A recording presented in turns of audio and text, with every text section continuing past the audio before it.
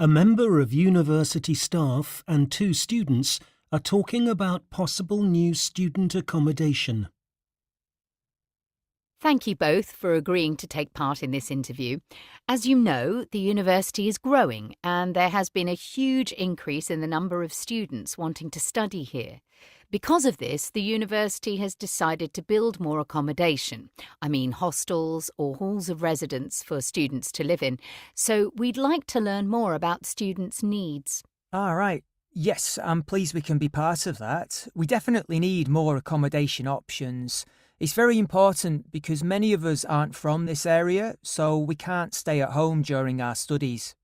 I agree. It sounds like a big project and a great idea.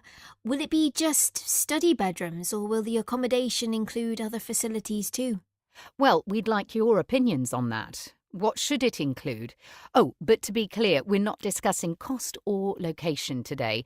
I know those things matter, of course, but today we're focusing on your accommodation needs. Okay, let's think. Well, the first thing is that the study bedrooms are important. I don't expect a huge study bedroom, but just make it look attractive, you know? Let's have some bright colours and large windows. That might not sound important, but I want to feel like I'm at home. Yeah, good quality study bedrooms are a must, I agree. And yes, if it's possible, make them look nice, but I don't think that's essential because we can do it ourselves with our own photos and books. If you ask me, the number one thing should be having a fast internet connection in the rooms. Think about it.